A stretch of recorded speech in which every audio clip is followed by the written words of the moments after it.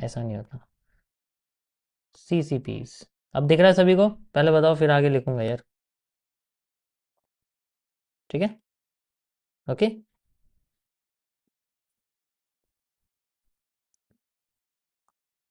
Perfect.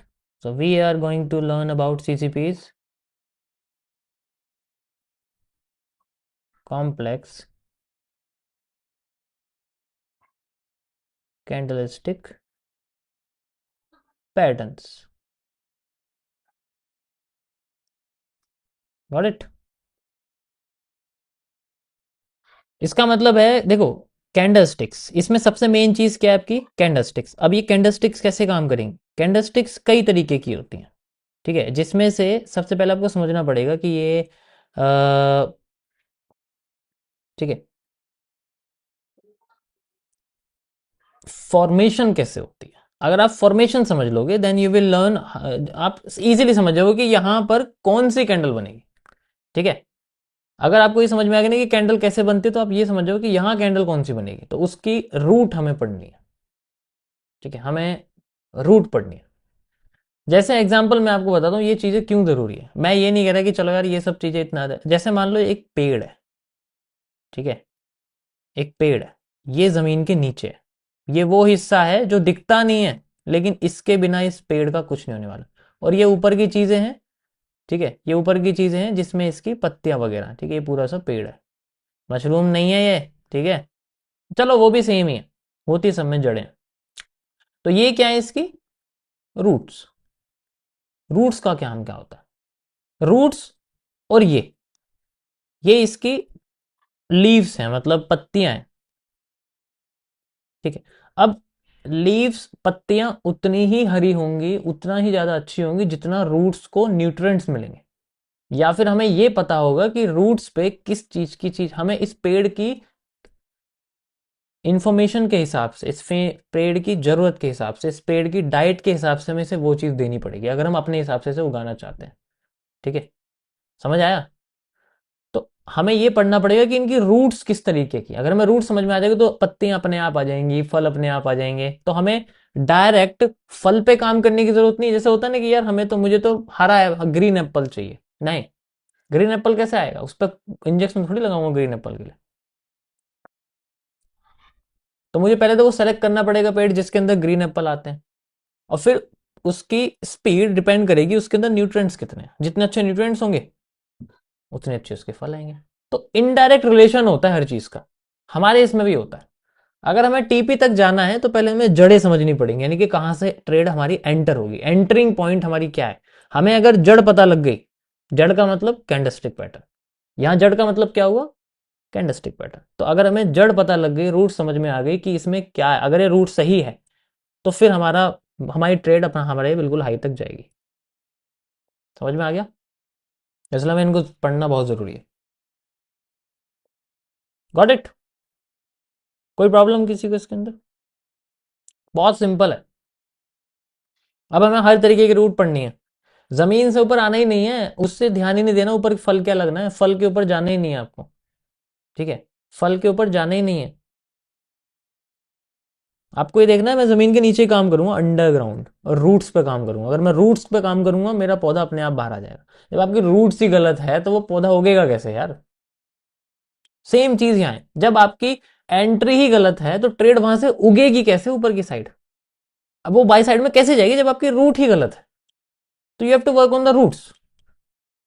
और ये जितनी डिटेल में समझोगे उतना ज्यादा डिटेल में, उतना ज्यादा चलता हुआ समझ में आएगा, एक एक पार्ट समझ में आएगा, एक एक मूव समझ में आएगा। Got it? और मैं आपको उन रूट से ही शुरू कर रहा हूं। सबसे छोटा पॉइंट कैंडलस्टिक पैटर्न, और सबसे पावरफुल भी यही है। इसी के ऊपर पूरा का पूरा हमारा ट्रेड का पेड़ लगा रहता है। ठीक है, चलिए।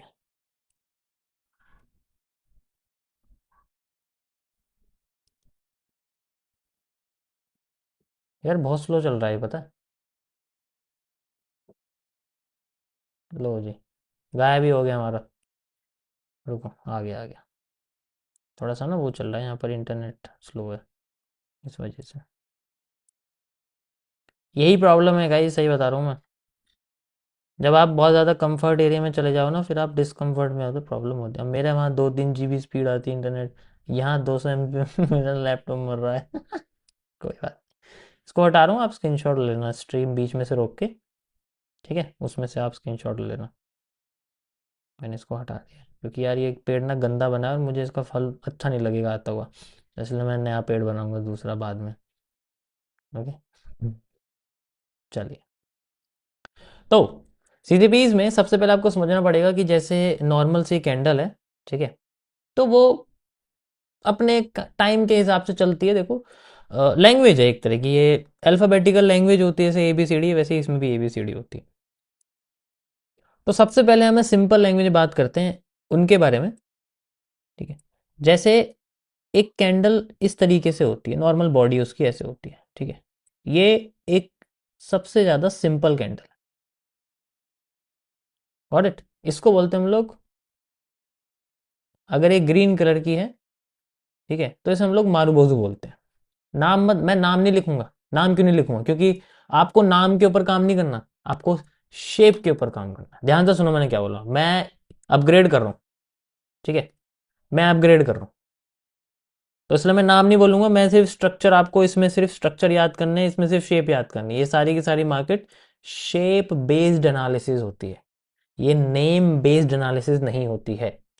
इस चीज को ध्यान रखना, ठीक है। तो जितना ज्यादा शेप याद रहेगा उतना ज्यादा देख के समझ जाओगे। जैसे टाइम नहीं लगता हमें देखने, मैं चार्ट देखूंगा, मैं देखते ही 15, मैक्स से मैक्स 15 सेकंड लगेंगे मुझे, नहीं तो मैं 5-6 सेकंड में समझ जाता हूँ चार्ट में क्या बन रहा है। क्यों? क्योंकि शेप। अब वहीं अगर मैं लिख दूं, इसकी जगह मारू बोजू लिख दिया मैंने कैंडल की शेप की बजाय, तो शेप को मुझे पढ़ना पड़ेगा कि अच्छा यहाँ मारू बोजू है, यहाँ हैमर है, ठीक है। तो you have to just focus on the shape. तो this is a marubozu, this is one of the simplest candle.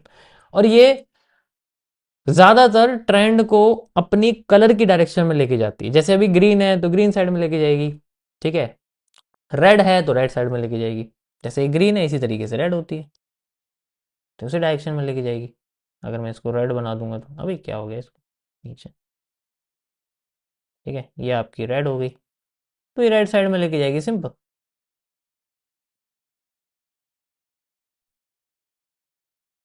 Same.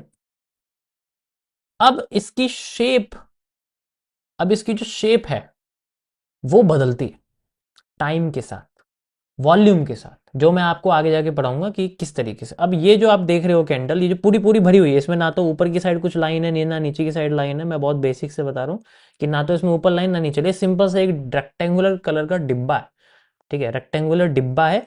और इस डिब्बे को हम लोग बोलते हैं, इसके अंदर जो ये बना हुआ है पूरा का पूरा हिस्सा जो है ये, ठीक है, इस हिस्से को हम लोग बोलते हैं होल्डिंग वॉल्यूम, ठीक है, होल्डिंग वॉल्यूम। अब ये होल्डिंग वॉल्यूम क्या होता है? होल्डिंग वॉल्यूम होता है जितना ज्यादा भरा हुआ है, बस सिंपल, ठीक है, जितना ज्यादा भरा हुआ है वो होल्डिंग वॉल्यूम है। अब इसमें होल्डिंग वॉल्यूम को अगर मुझे गिराना है, ठीक है, लेट्स से मैं ग्रीन कैंडल का होल्डिंग वॉल्यूम कम करना चाहता हूं, तो इसके दो तरीके हैं। सबसे पहला तरीका है, या तो मैं इसे ऊपर से कम कर दूं, या तो मैं इसे नीचे से कम कर दूं। तीसरा तरीका क्या, क्या मैं इसे दोनों ऊपर और नीचे दोनों से कम कर दूं। अगर मैं ये तीन तरीके अप्लाई करता हूं, then we I can find a simple 3 candle inside from it. मैं इसमें से 3 कैंडल निकाल सकता हूं। ध्यान से समझो, मैं बहुत नए तरीके से बता रहा हूं इसको। तो अगर मैं इसको पहले ऊपर से प्रेशर देता हूं, जब हम ऊपर से प्रेशर देंगे तो इसकी बॉडी, इसका जो होल्डिंग वॉल्यूम है वो कम हो जाएगा। और जब देते हैं प्रेशर तो ऊपर एक लाइन छूट जाती है और एक इस तरीके से कैंडल की बॉडी नजर आती है। और डिपेंड करता है, आप इसमें प्रेशर मान लो आधा आता है, पूरा ये हम नहीं कर सकते, ये तो मैं आपको बता रहा हूं ऊपर से कि अगर प्रेशर देते हैं तो कैसे निकल के आती है। जब आप कैंडल को बनते हुए देखोगे ना लाइव में, जब आपको समझ में आएगा। इसको बोलते हैं हम लोग inverted hammer, hammer, inverted hammer, ठीक है। ये इन्वर्टेड है तो इन्वर्टेड हैमर हम इसको कहते हैं। ऐसे हैमर रखा हुआ है, ठीक है, जमीन पे रखा हुआ कह सकते हैं। और इसमें क्या होता है, इसका मतलब है कि इसमें जो होल्डिंग वॉल्यूम कम हुआ है वो ऊपर से कम हुआ है। तो जब ऊपर से कम होता है तो हम इसको बोलते हैं प्रेशर, ऊपर से प्रेशर आया। और ये कौन सा प्रेशर है? This is known as the bearish pressure, bearish pressure, simple. लेकिन अभी भी इसके अंदर होल्डिंग वॉल्यूम है। अब ये अकेले काम नहीं करेगा। अकेले काम सिर्फ ये कैंडल कर सकती थी जो आपको ही दिख रहा है, बड़ी वाली। बड़ी कैंडल ही अकेले काम करती हैं जिनमें विक नहीं होती, जिनमें ऊपर और नीचे लाइन नहीं होती है, ये अकेले काम करती है। अब ये जब कैंडल के अंदर से वॉल्यूम निकाल दिया तो इट नीड्स ए सपोर्ट। अब हो सकता है इसके साथ ऊपर वाली कैंडल कंबाइन होंगी, तब जाके ये कैंडल काम करेगी। समझ आ रहा है ना मैं क्या करूं, क्योंकि इसमें इसके अंदर तो बेरिश प्रेशर लगा ऊपर से, उसकी बॉडी खत्म होगी। अब इसे और वॉल्यूम चाहिए ताकि ये अपने आप को रिकॉग्नाइज कर सके। अब ऊपर की दोनों में से कोई भी एक कैंडल अगर इसके साथ कंबाइन होगी तो फिर ये बनाती है दो कैंडलस्टिक पैटर्न का कॉम्बिनेशन, जैसे हम लोग 2CP मॉड्यूल कहते हैं, और वही यूज होता है मेनली मार्केट्स में। अब मैंने जैसे इसमें बेरिश प्रेशर डाला, ये बन गया। अब मैं इसमें डालता हूं बुलिश प्रेशर, यानी कि नीचे से ऐसे करके ऐसे प्रेशर डालता हूं। तब क्या होगा, तब इसका ऊपर का वॉल्यूम रहेगा लेकिन नीचे का खत्म होकर एक वीक आ जाएगी। That is how a candle become a hammer. This is called a hammer. इसे हम लोग हैमर बोलते हैं। ठीक है, चलो मैं इसको सिंपल लैंग्वेज में लिख देता हूं, ज्यादा अच्छा रहेगा, क्योंकि समझ में नहीं आ रही होगी ना यार, ये इंटरनेट की वजह से थोड़ा हो रहा होगा। सिंपल।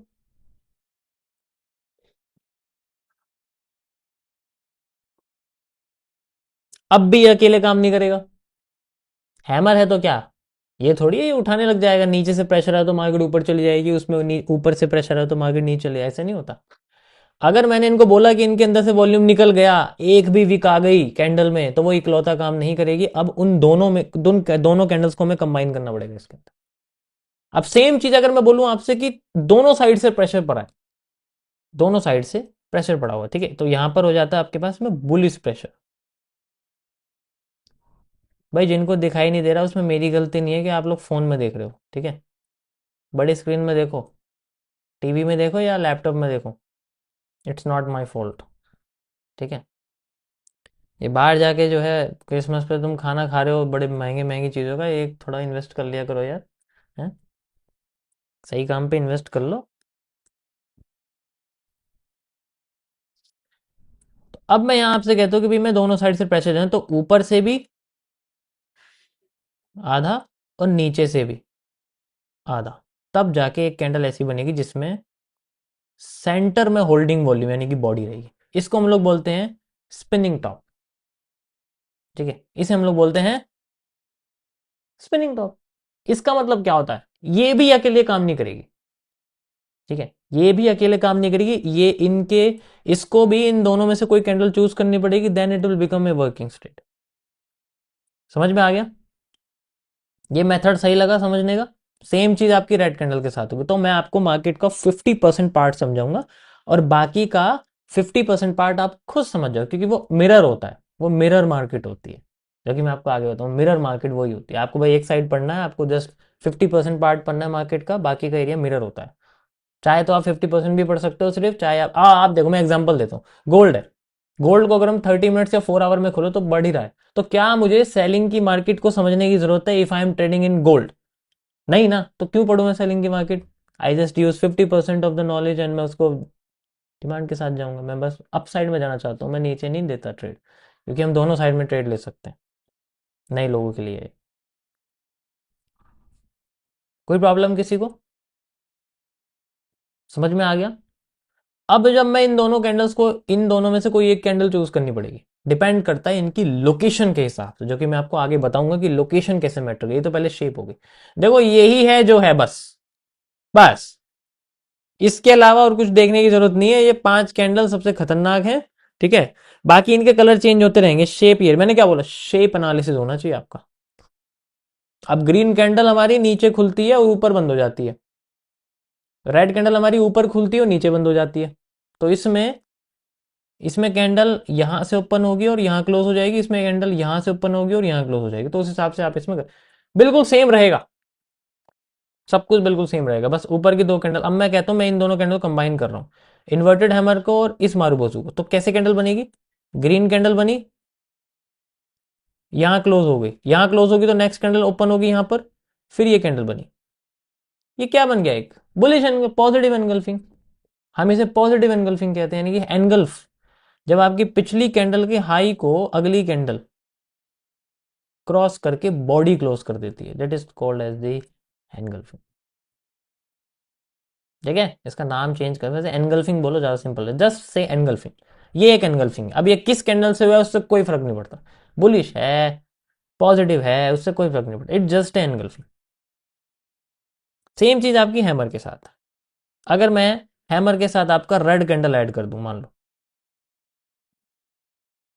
ये हैमर है, हैमर कहाँ ओपन हुआ, नीचे, क्लोज कहाँ हुआ, ऊपर, तो अगली कैंडल यहां ओपन होगी और ये आ गई नीचे, नीचे हो गई एनगल्फ, तो this is A bearish engulfing, क्योंकि नीचे एनगल्फ हुई है। जब नीचे एनगल्फ हुई है तो इसका मतलब मार्केट नीचे जाना चाहती है, simple. This is A negative candle, this is A positive candle. बस आपको इनके साथ कलाकारियां करनी है थोड़ी सी, तभी आपको मजा आएगा इसमें करने में।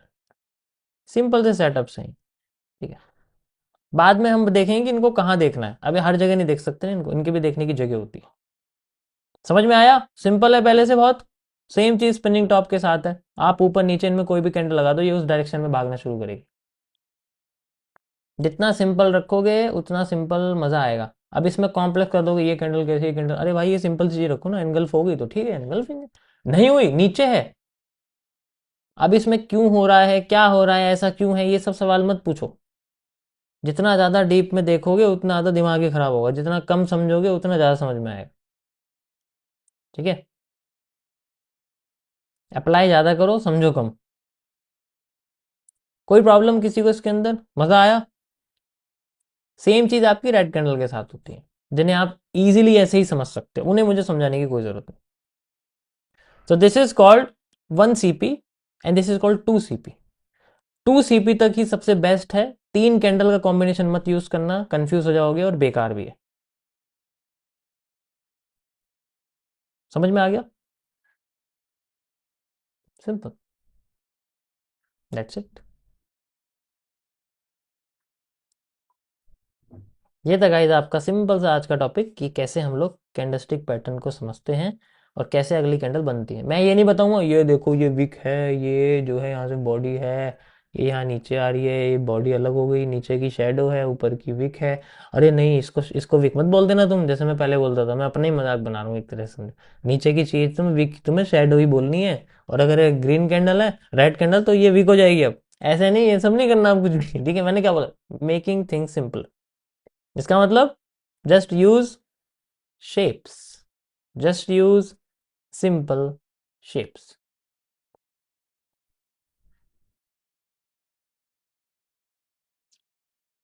If you do this you will get amazing results, amazing result जब आप मार्केट को देखोगे। ठीक है, अब ये आज का टॉपिक मेरा कंप्लीट हुआ है, आप लोगों के लिए एक छोटा सा होमवर्क समझ लो, अगर कर सकते हो तो, बाकी तो मर्जी है तुम्हारी, नहीं करना तो ठीक है। क्या करना है आपको, पुराना चार्ट खोलना है किसी भी एसेट का, किसी का भी, बिटकॉइन, गोल्ड, सिल्वर, जो भी आपको अच्छा लगता है, उसमें इस तरीके की कैंडल से फाइंड करनी है कहीं भी, और देखना है उनमें से कितनी काम कर रही है कितनी नहीं कर रही है। एक गूगल शीट बना लेना, candle name, candle shape, sorry candle shape याद रखना, कैंडल शेप, एनगल्फिंग, और फिर बाद में सिर्फ एनगल्फिंग ढूंढनी है और कुछ नहीं करना, नीचे की एनगल्फिंग, ऊपर की एनगल्फिंग। कम से कम 100 कैंडल फाइंड आउट करो ऐसी एनगल्फिंग वाली, बेयरिश हो या बुलिश हो, उससे फर्क नहीं पड़ता। ठीक है, यस। मैं आपको कुछ एनगल्फिंग्स बना के दिखा देता हूँ, एग्जाम्पल के लिए आपको समझ में आ जाएगा। जैसे एक रेड कलर की हैमर होता है, एक रेड हैमर हो जाता है, ठीक है, उसमें इस तरीके से कैंडल बन जाती है। हमेशा याद रखना, इसका हाई जो है वो फिल होना चाहिए बस, इसके ऊपर वीक होती है उससे कोई फर्क नहीं पड़ता, ठीक है, उससे कोई फर्क नहीं पड़ता। ये कैंडल हो जाएगी आपकी एक, तो तुम्हारा ही फायदा है।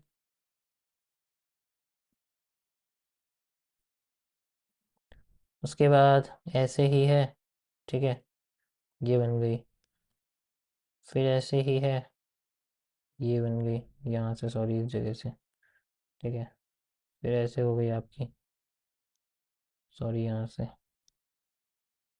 ठीक है। तो ऐसे कर सकते हो, उसमें कोई दिक्कत नहीं है। ये तो मैंने बना के दिखा दिया तुम्हें शायद, है ना? हाँ,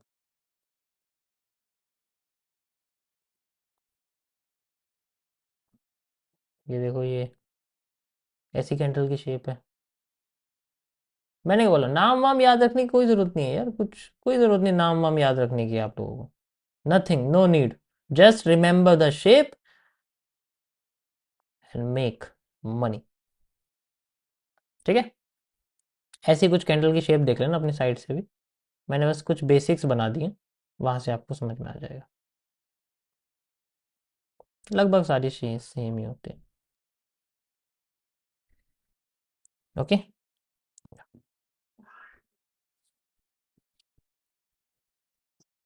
मज़ा आया?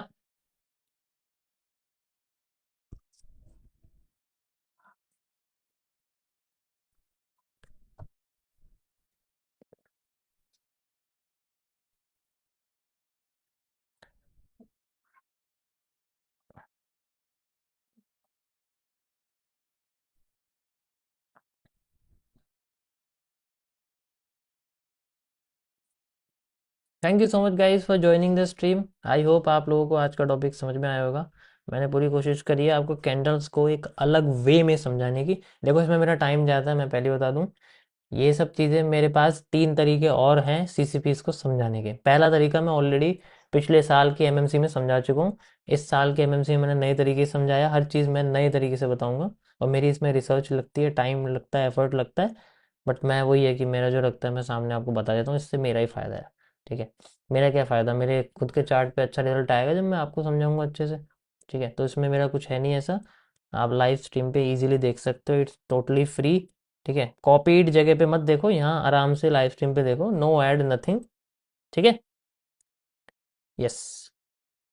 धीरे धीरे करके मैं आगे जाके आपको इसके अंदर डिटेलिंग धीरे धीरे करके बताऊं कि कौन सी कैंडल कहाँ परेशान कर सकती है, बट अभी सिंपल वे में समझो। देखो, इग्नोर अगर इसमें से कुछ भी ऐसा नहीं आता, अगर आप जबरदस्ती, मैंने क्या बोला, अगर आपने सोचा यार ये इसकी जैसी दिख रही है, जैसी नहीं ऐसी होनी चाहिए, ऐसी जैसी नहीं होनी चाहिए। ठीक है?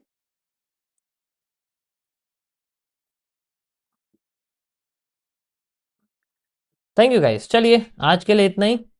I hope